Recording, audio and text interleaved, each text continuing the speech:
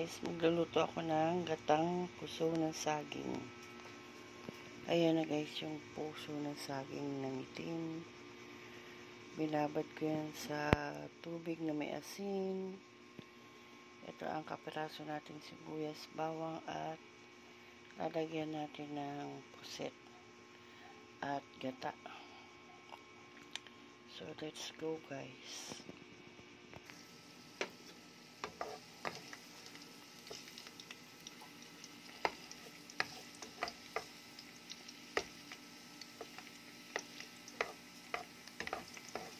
So, mantika at bawang muna.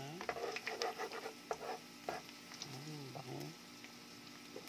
Lagyan natin yung ating sibuyas.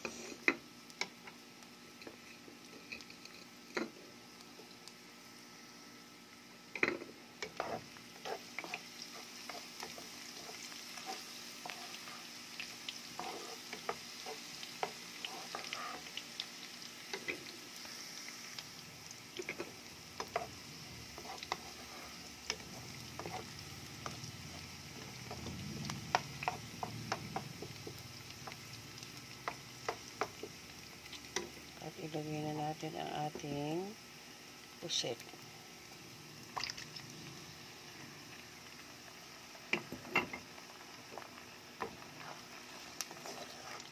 Guys, ito yung puset sa lata. Pwede naman yung fresh na puset ang ilagay niya, guys.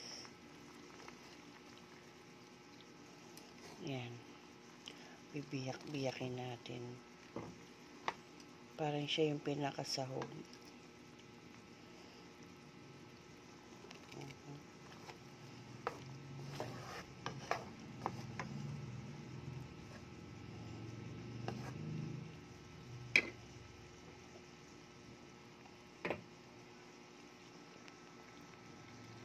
So, ayan guys, kumukulo, lagyan natin yung ating puso ng saging.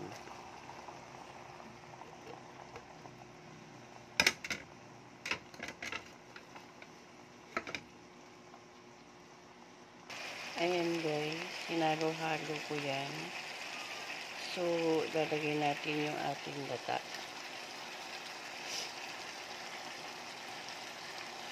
Sa pouch din guys. Pwede yung sariwang gata guys. Yung may ano kayo nasa lata.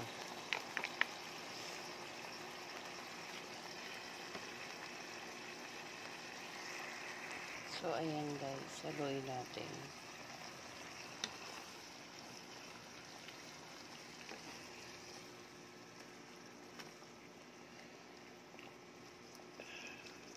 Ayan. Para maluto maigi yung ating saging. Puso ng saging. Sarap to guys.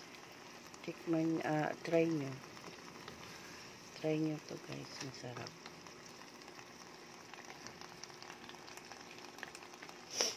Pwede naman yung mas pwede yung sariwang puset.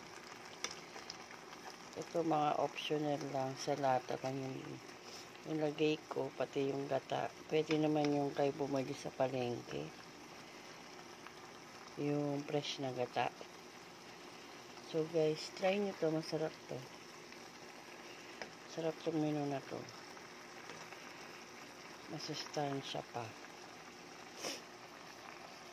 So, lutuin na lang natin maigi yung pusit. Tapos, salt and pepper lang. Yun na guys. Lagyan nyo ng gusto nyo.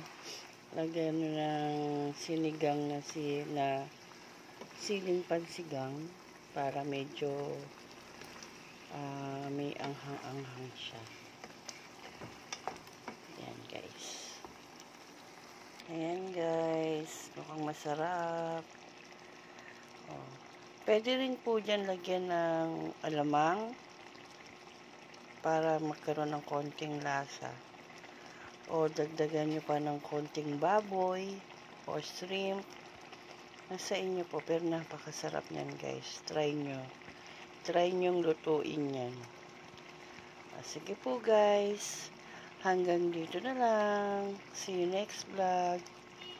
Please like and share. Subscribe po. Salamat.